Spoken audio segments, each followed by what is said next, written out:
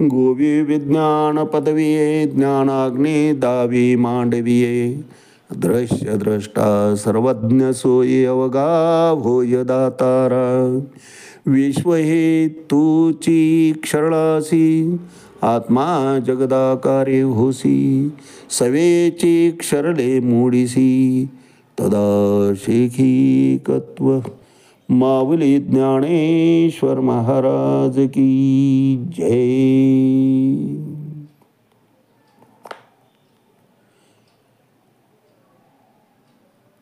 धरावे ते भय जाती अंतरोनी पाय झाल्या तुटी देवा सवे काय वाचोनी करावे कोणासी पारिखे लेखू आपणा सारिखे तुका म्हणे असो अथवा हे आता नसो. शिवाची तुटी होईल असं काहीही करू नये.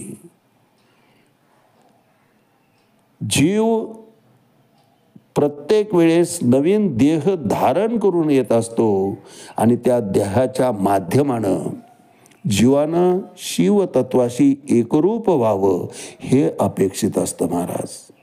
त्याच्याशी एकरूप व्हायचं सोडून त्याच्यात आणि आपल्यातच जर अंतर पडत असेल तर ते कर्म व्यर्थ आहे महाराज. उलट पक्षी देवाशी सख्य साधण्याकरता अधर्म करावा लागला तरी तो करावा असं शास्त्र सांगतं महाराज. देव जोडे तरी करावा अधर्म अंतरे ते कर्म नाच राहावे. भगवंतामध्ये ना आपल्यामध्ये जर अंतर पडत असेल तर असं कर्मच करू नये. सतत धरावे ते भय जाती अंतरोनी पाय. या जन्मात येऊन जर भगवत धामाची भगवंताची प्राप्ती होत नसेल त्याचा ध्यास मनात येत नसेल तर ते जीवन व्यर्थ आहे महाराज. याकरता सतत धरावे ते भय जाती अंतरोनी पाय. जर याही जन्मामध्ये त्या भगवंताची त्या भगवत धामाची प्राप्ती झाली नाही तर हाही जन्म व्यर्थ जाईल. याची सतत भय भीती हा विचार सतत जीवाच्या ठिकाणी असायला पाहिजे.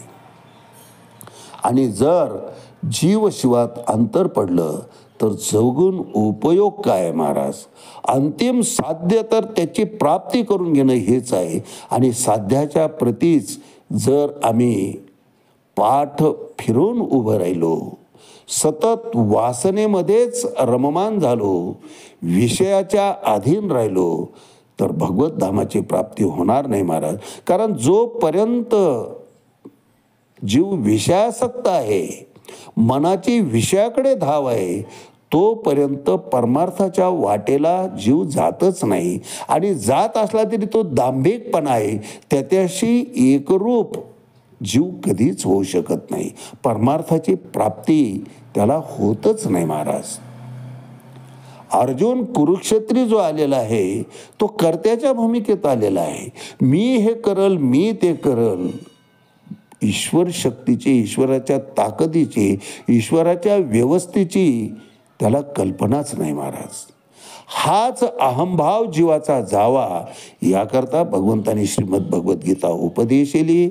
आजचं आपलं चिंतन आत्मसंयम योग अध्याय 6 श्लोक 24 संकल्प विकल्प या विषयावर आपण चिंतन करतो आहे. त्यावर भाष्य करताना माऊली 377 क्रमांकाच्या ओळीत म्हणतात ऐसे वैराग्य हे करी तरी संकल्पाची सरे वारी सुखे धृतीची धवळारी बुद्धी नांदे. अर्थात असे हे वैराग्य प्राप्तीनं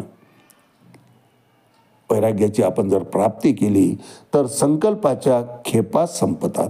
पुढं काही संकल्प करावं असं शिल्लकच राहत नाही भगवंत सांगतात. आणि माऊली तेच वर्णन करतायत की ऐसे वैराग्य हे करी. फक्त वैराग्याची प्राप्ती मात्र व्हायला पाहिजे.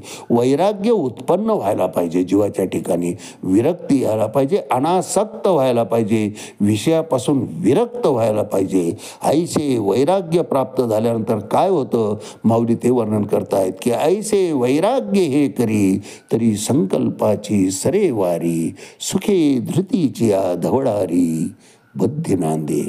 असं हे वैराग्य प्राप्त झाल्यानंतर संकल्पाच्या खेपा संपतात. संकल्प करायचंच सुटतं.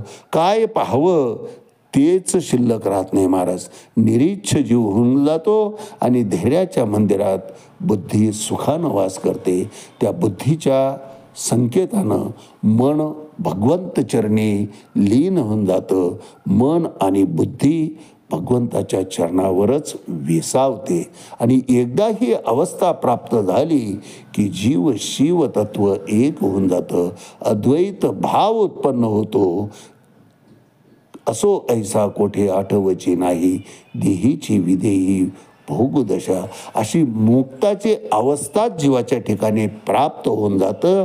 परंतु त्याकरता वैराग्य प्राप्तीपर्यंत योगाभ्यास करणं मात्र आवश्यक असतं. एकदा का वैराग्य प्राप्त झालं की ऐसे वैराग्य हे करी तरी संकल्पाची सरे वारी, सुखे धृतीची धवडारी बुद्धी नांदे. आज याच ठिकाणी थांबूया. रामकृष्णारी पुंडलिक वरदारी विठ्ठल. श्री ज्ञानदेव तुकाराम पंढरीनाथ भगवान की जय. माऊली ज्ञानेश्वर महाराज की जय. जगद्गुरु तुकाराम महाराज की जय. शांती ब्रह्म एकनाथ महाराज की जय. आदि शक्ती मुक्ताबाई की जय.